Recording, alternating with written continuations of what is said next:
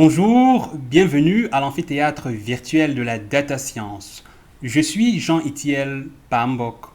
Le cours de ce jour appartient au module d'enseignement Machine Learning. En effet, nous aborderons aujourd'hui ensemble un nouvel algorithme d'apprentissage automatique, à savoir l'analyse en composantes principales. Ce cours s'adresse par conséquent à toute personne désireuse de comprendre, d'appliquer et d'expliquer a posteriori ce qu'est l'analyse en composantes principales. J'espère par l'entremise de ce cours et particulièrement à travers les notions essentielles qui y ont été disposées, atteindre ce but. Vos commentaires et suggestions sont par ailleurs les bienvenus. Il ne me reste plus qu'à vous souhaiter une bonne écoute. Pour commencer, positionnons l'analyse en composantes principales dans ses fondements en apprentissage automatique et en statistique. L'analyse en composantes principales, en abrégé ACP, est un algorithme d'apprentissage non supervisé qui tire ses fondements de la branche de la statistique appelée statistique exploratoire ou descriptive multidimensionnelle. Cette partie de la statistique inclut un ensemble de méthodes statistiques appelées méthodes factorielles, dont l'ACP destiné à décrire ou explorer un jeu de données dans l'optique d'y ressortir des liens, des causalités, des profils, des plans de représentation graphique et des résumés appropriés des données. Ainsi, en statistique exploratoire ou plus spécifiquement en analyse factorielle, on explore, on manipule, on retourne les données brutes collectées en les appréhendant sous divers angles et configurations de manière à en dégager de la valeur ou un intérêt majeur. Or, ce que l'on attend de tout algorithme de machine learning, c'est de permettre à une machine de décrire, de diagnostiquer et de comprendre des faits à travers leur jeu de données correspondant afin qu'elle puisse réaliser des prédictions, des prescriptions, des partitionnements, des présentations et représentations optimisées des données sans qu'elles ne soient toutefois explicitement programmées pour. L'ACP constitue donc un algorithme majeur de par ses fondements statistiques en apprentissage automatique, du fait qu'il sera utilisé par les unités de calcul, c'est-à-dire les machines, pour décrire, comprendre et diagnostiquer un jeu de données afin d'y déceler les composantes d'intérêt majeur appelées composantes principales qu'il se chargera d'ailleurs de regrouper et d'ordonner en les séparant de celles de moindre intérêt pour ainsi optimiser les ressources à allouer au traitement du jeu de données d'une part. D'autre part, il servira aussi à déceler les données manquantes dans le jeu de données et les prédire. Un exemple emblématique dans lequel l'ACP a servi à faire de la prédiction des données manquantes d'un jeu de données est le cas du prix Netflix lancé en 2006 qui consistait en résumé à prédire à partir de la fraction de notes des films de la base de données de Netflix rendue publique les notes non publiées tout en surpassant la performance de l'algorithme de Netflix d'au moins 10%. Passons à présent aux prérequis pour bien suivre ce cours. Afin de garantir une compréhension optimale de ce cours, qui se veut par ailleurs très détaillé à dessein, car je vous ferai l'honneur de revenir sur des notions mathématiques et mécaniques utiles à sa bonne compréhension, il est indispensable pour vous d'avoir des connaissances essentielles sur les notions suivantes. En statistique, le calcul des moyennes, de la variance et de l'écart type. En algèbre linéaire, le calcul matriciel, la résolution de n équations à n inconnues, le calcul de vecteurs et de valeurs propres dans un espace vectoriel, le lagrangien, le produit scalaire, le calcul de la norme d'un vecteur appartenant à un espace de dimension n supérieur à 1.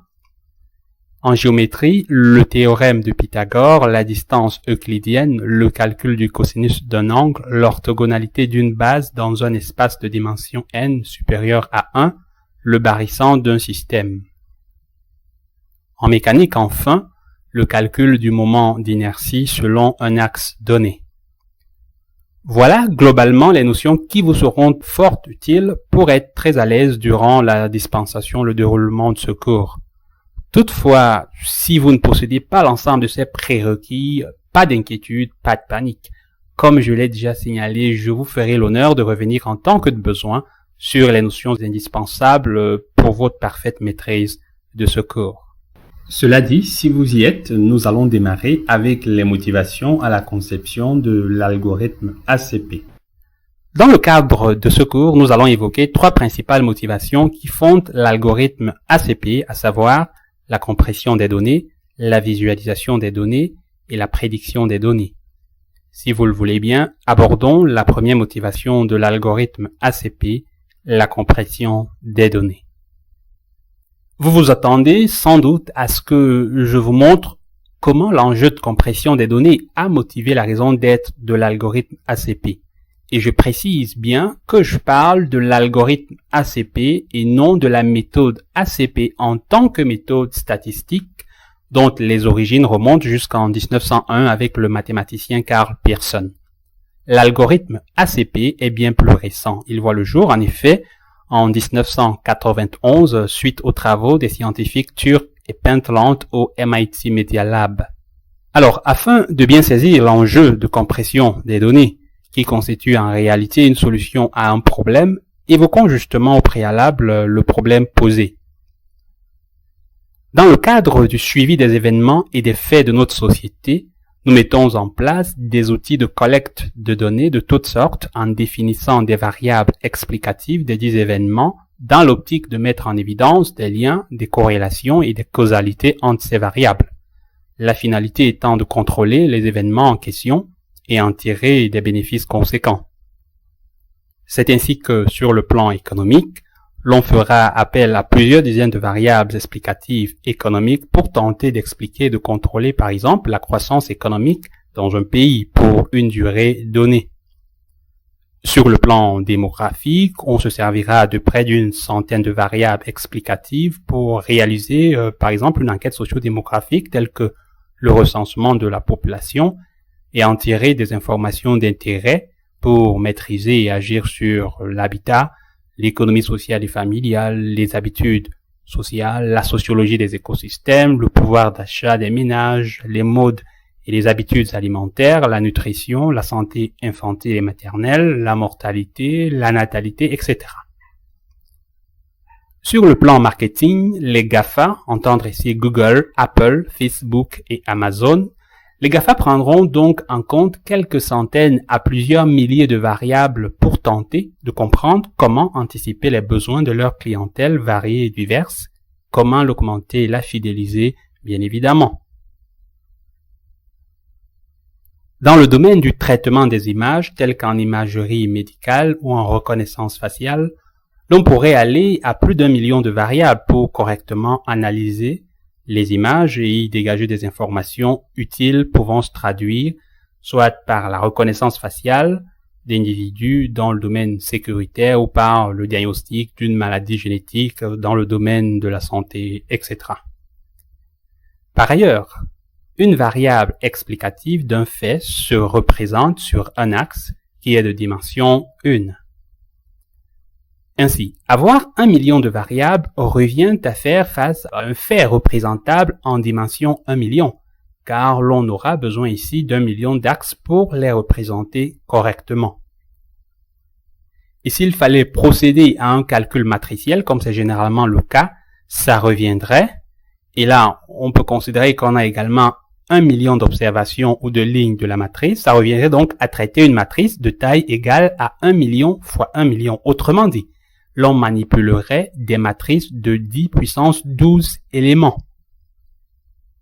En termes de temps de calcul et par conséquent de temps de réponse d'un programme, autant de données de très grande dimension imposeraient des durées importantes de traitement pour produire les résultats attendus, à moins d'investir énormément sur les infrastructures de puissance, de pointe, qui se répartiraient alors la charge de travail pour l'exécuter en parallèle. Il faudrait également investir sur des unités de stockage conséquentes afin de stocker ces grandes quantités de données.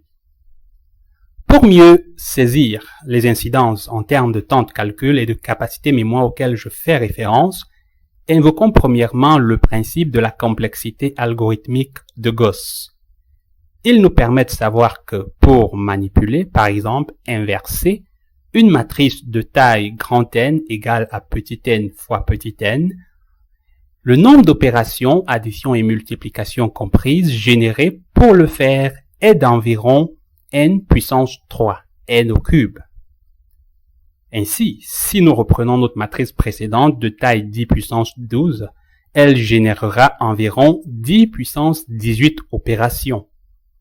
Alors, à moins de disposer du réseau de calcul le plus puissant au monde, c'est-à-dire du réseau de minage permettant la génération de la crypto-monnaie Bitcoin qui possède une vitesse de calcul estimée à 64 opérations par seconde, ou encore 64 fois 10 puissance 18 opérations par seconde, il vous sera tout simplement impossible, par exemple, de développer une application basée sur la reconnaissance d'images en temps réel à cause de la grande dimension de votre jeu de données. Le problème que je viens d'illustrer, lié à la grande dimension des données, constitue ce que l'on appelle la malédiction de la dimensionnalité. Convoquons à présent une deuxième réalité, à savoir la révolution des données, le Big Data. L'on estime qu'en 2020, le volume des données atteindra 40 zeta-octets. Alors, pour mettre ce nombre en perspective, tenez-vous bien, ça équivaut à ramasser tous les grains de sable de la planète et multiplier le total par 75. Eh oui, 40 zeta-octets. Voilà donc la quantité de données qu'il faudra tout au moins temporairement stocker en mémoire quelque part. Alors, se contenter d'accroître son investissement en termes d'unité de stockage serait tout simplement prohibitif car beaucoup trop coûteux, une fois de plus à cause de la grande dimension des données, à cause de la malédiction de la dimensionnalité. Pour venir à bout de la malédiction de la dimensionnalité, plusieurs scientifiques ont proposé comme solution la réduction de la dimensionnalité. Comme son nom l'indique, la réduction de la dimensionnalité est une approche qui consiste à synthétiser à partir d'un jeu de données de grande dimension un minimum de variables explicatives capables de conserver et de restituer l'intégrité ou l'intégralité du jeu de données sans perte significative d'informations utiles. Ainsi, avec un minimum de variables explicatives synthétiques chargées de l'essentiel de l'information utile, on passera de la complexité de la grande dimensionnalité pour la simplicité et l'efficacité de la dimensionnalité minimale. Autrement dit, la réduction de la dimensionnalité est une technique qui consiste à composer, à partir d'un jeu initial de données de grande dimension, un nouveau jeu de données de dimension réduite qui renferme l'essentiel de l'information utile du jeu initial de données. Le résultat de la réduction de la dimensionnalité, qui est le nouveau jeu de données de dimension réduite, conduit à bien d'applications parmi lesquelles la compression des données. Vous l'avez compris, j'en suis convaincu, le processus de réduction de la dimensionnalité est en réalité un processus de réduction de la taille des données, donc de compression des données. C'est le passage des volumes de grande dimension pour ceux de dimension réduite, avec une perte maîtrisée et généralement négligeable d'informations. Et l'algorithme ACP réalise la réduction de la dimensionnalité et par ricochet la compression des données. Pour achever cette première motivation, j'aimerais vous faire réaliser une conséquence immédiate et directe de la compression des données en machine learning, à savoir l'accélération de l'apprentissage automatique. Lorsque l'on applique l'algorithme ACP à un jeu de données d'apprentissage et qu'il s'ensuit la compression des données, le nouveau jeu de données de dimension réduite entraînera alors la réduction ou la suppression d'un nombre significatif d'opérations que la machine devait traiter dans la suite. Il en résulte, selon le principe de la complexité algorithmique de Gauss, que nous avons évoqué précédemment, un gain de temps significatif proportionnel à la puissance au cube du nombre d'opérations supprimées.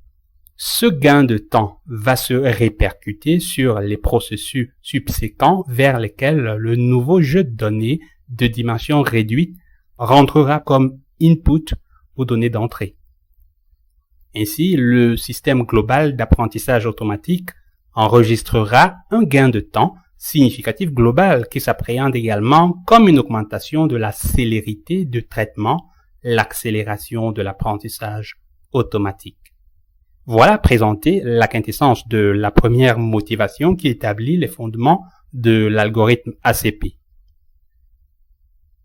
Passons à présent, si vous le voulez bien, à la deuxième motivation qui justifie également l'ACP, à savoir la visualisation des données. Lors de la présentation de la première motivation à l'algorithme ACP, nous avons identifié comme problème majeur dans le traitement des jeux de données de grande dimension en apprentissage automatique la malédiction de la dimensionnalité. Nous avons également indiqué qu'une solution proposée face à la malédiction de la dimensionnalité était la réduction de la dimensionnalité. Et nous avons énoncé le principe de la réduction de la dimensionnalité comme étant une technique qui consiste à synthétiser à partir d'un jeu de données de grande dimension un minimum de variables explicatives capables de conserver et de restituer l'intégrité ou l'intégralité du jeu de données sans perte significative d'informations utiles.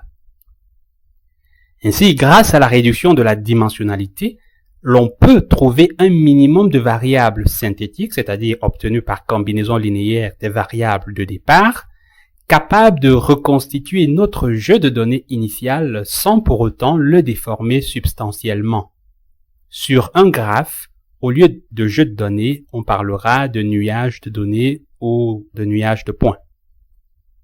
Gardant à l'esprit que la représentation graphique de chaque variable nécessite son axe à lui tout seul, la réduction de la dimensionnalité qui consiste à déterminer le minimum de variables synthétiques va donc conduire à la génération d'un minimum d'axes synthétiques associé au minimum de variables synthétiques et formant un sous-espace dans lequel le nuage de données sera reconstitué sans grande déformation. On parle alors de sous-espace de dimension réduite qui ajuste au mieux le nuage de points ou encore de sous-espace qui permet de visualiser en dimension réduite le maximum de points tels que réellement dispersés dans l'espace de départ de grande dimension. Telle est la deuxième application de la réduction de la dimensionnalité, la visualisation des données de grande dimension en dimension réduite. Et l'algorithme ACP qui réalise la réduction de la dimensionnalité comme nous l'avons déjà dit lorsque nous évoquions la compression des données à la motivation 1, assure donc également par ricochet la visualisation des données en dimension réduite. Eh bien voilà l'essentiel concernant la deuxième motivation qui établit les fondements de l'algorithme ACP. Voyons pour terminer avec les motivations, une troisième motivation qui justifie l'algorithme ACP.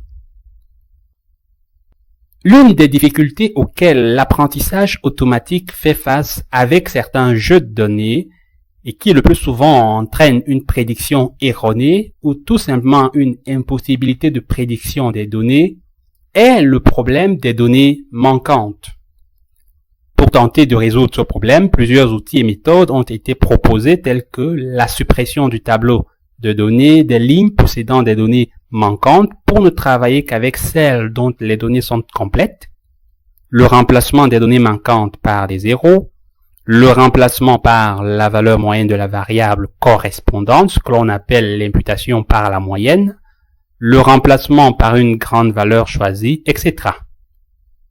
Toutes ces méthodes ont montré leurs limites ou ne sont tout simplement pas adaptées dans bien des jeux de données car elles entraînent, comme nous le disions, soit une prédiction erronée. Par exemple, l'imputation par la moyenne entraîne généralement une distorsion importante des liaisons entre variables, soit une impossibilité de prédiction. Or, lorsqu'on fait face à des données manquantes dans un jeu de données, il est raisonnable de penser que les données manquantes d'un individu pourraient être proches de celles des individus à qui il ressemble dans le reste de ses valeurs disponibles. Autrement dit, au lieu de lui donner une valeur aléatoire comme 0 ou la moyenne ou toute autre valeur uniquement dans le but de combler le vide, Estimer en revanche sa valeur manquante par rapport aux valeurs correspondantes de tous ceux qui ont montré des ressemblances vis-à-vis de lui par des choix similaires aux siens sur le reste des critères semble une approche qui nous rapprocherait de la valeur que notre individu aurait mise s'il lui avait été donné de nous la communiquer.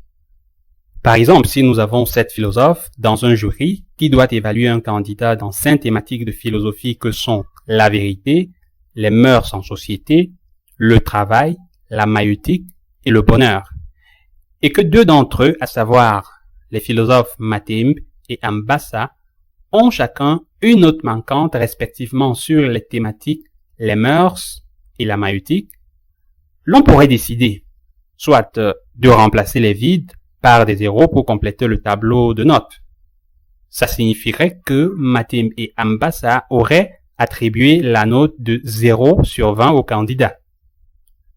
Une telle imputation serait illogique au regard du reste des notes du tableau. De surcroît, il est très improbable d'avoir un gap de notes attribuées dans un même devoir par des spécialistes sérieux d'une même discipline de 10 points et plus. Cette imputation est par conséquent mauvaise. L'on pourrait décider également, de faire l'imputation par la moyenne des notes de la thématique où se trouve la donnée manquante. C'est la méthode classique la plus utilisée. Ainsi, pour évaluer la note qu'aurait donnée le philosophe Matimbe au candidat sur la dissertation philosophique portant sur les mœurs en société, on fera la moyenne des notes du devoir sur les mœurs des 6 autres philosophes pour l'imputer dans la case vide du philosophe Matimbe.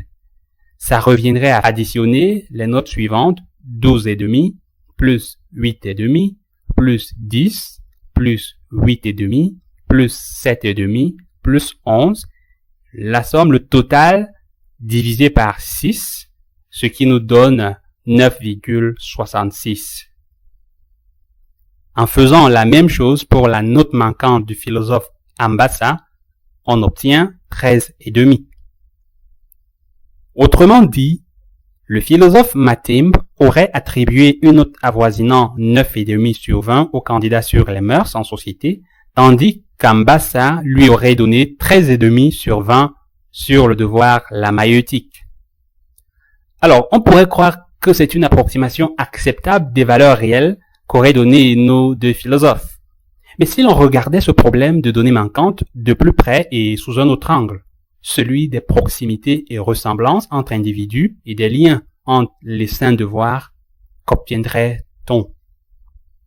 Par exemple, on remarque que parmi les 7 philosophes, 3 semblent être très souples dans les notations. Il s'agit des philosophes Matimbe, Okol et Njoya. Un semble être moyen, le philosophe Tala. Et enfin, 3 semblent être très sévères dans les notations. Ce sont les philosophes restants, Fouda, Ambassa et Amina. Ainsi, si l'on veut prédire la note manquante du philosophe Matimbe en mœurs, au lieu de faire la moyenne des 6 autres, comme nous l'avions vu précédemment, on pourrait par exemple prédire sa note en fonction de ceux qui notent comme lui, ceux qui lui ressemblent en matière de notation, à savoir Okol et Njoya. On peut d'ailleurs remarquer que leurs notes, Okol et Njoya, sur le reste des thématiques, c'est-à-dire sur les devoirs, la vérité, le travail, la maïeutique et le bonheur, n'ont pas un écart de plus d'1 point vis-à-vis de celle de Matimbe. Ainsi, l'on s'attendrait à ce que la note de Matimbe avoisine 12 sur 20 sur le devoir les mœurs en société. Cette note sera beaucoup plus logique car, comme pour les 4 autres devoirs thématiques, on observerait vis-à-vis de Okol un écart positif d'1 demi-point et vis-à-vis de Njoya un écart négatif d'1 point. Rien à voir avec la moyenne des 6 qui prédit une valeur autour de 9,5 sur 20. De la même façon, si l'on veut prédire la note manquante du philosophe Ambassa en maïeutique, au lieu de faire la moyenne des 6 autres, on pourrait par exemple prédire sa note en fonction de ceux qui notent similairement ceux qui lui ressemblent en matière de notation, à savoir les philosophes Fouda et Amina. On peut aussi remarquer que leurs notes, Fouda et Amina, sur le reste des thématiques, c'est-à-dire sur la vérité, les mœurs en société, le travail et le bonheur, n'ont pas un écart de plus d'un point vis-à-vis de celle du philosophe Ambassa. Ainsi, l'on s'attendrait à ce que la note du philosophe Ambassa avoisine 10,5 sur 20 ou 12 sur 20 sur le devoir la maïeutique. Ces deux notes semblent plus logiques car elles reflètent beaucoup mieux son système de notation et ces deux notes conservent, comme pour les 4 autres devoirs thématiques, un écart inférieur ou égal à 1 vis-à-vis de Fouda et Amina. On peut aller plus loin en affirmant que bien que les deux notes, soient admissibles, c'est-à-dire 10,5 sur 20 et 12 sur 20, une note avoisinant 10,5 sur 20 est la plus probable pour au moins 2 raisons. La première raison, on peut remarquer que dans son système de notation, Ambassa a globalement toujours été au-dessous de Fouda sur les 4 autres devoirs. Or, sur celui de la maïeutique, Fouda a noté 11 sur 20. Ambassa pourrait donc avoir noté moins de 11 sur 20, d'où la préférence pour une note avoisinant 10,5 sur 20. La deuxième raison. L'analyse du tableau des notes laisse transparaître que le devoir le mieux noté par les 7 philosophes, est celui sur le travail. Et le deuxième est celui sur la maïeutique. Ce qui signifie que la note manquante d'Ambassa sur la maïeutique a de fortes chances d'être supérieure à toutes ces autres notes dans le reste des devoirs, excepté sur le travail, bien sûr. Ainsi, comme il a noté 11 sur 20 sur le travail, il se pourrait qu'il note moins de 11 sur 20 en maïeutique, mais plus de 9,5 sur 20 qui est la plus grande note parmi les 3 autres notes de devoir restants. D'où la préférence, une fois de plus, pour une note avoisinant 10,5 sur 20. Et cela n'a rien à voir avec la moyenne des 6 qui prédit une valeur autour de 13,5 sur 20. Voilà précisément expliqué de façon simplifiée la logique qui a motivé la raison d'être de l'algorithme ACP en tant qu'algorithme de prédiction des données manquantes. Elle se fonde sur les ressemblances ou proximités entre individus et en même temps sur les liens qui existent entre les variables. Dans le cadre de ce cours, nous n'aborderons par ailleurs pas l'ACP en tant qu'algorithme de prédiction des données manquantes. Une autre vidéo sera consacrée à cette partie de l'ACP car elle requiert la bonne compréhension préalable de ce présent cours, la présentation de l'algorithme ACP classique. Vous aurez donc, en plus de ce cours, l'ACP itérative pour la prédiction des données manquantes, l'ACP probabiliste, l'analyse de facteurs, l'ACP à noyau non linéaire, l'ACP parcimonieuse et les études de cas des différentes ACP à la fin de chaque cours d'ACP. Ceci vient donc mettre fin à la présentation de la troisième et dernière motivation à l'algorithme ACP. Nous allons à présent passer à l'intuition pour avoir une rapide et simple compréhension initiale de l'ACP classique ou traditionnelle.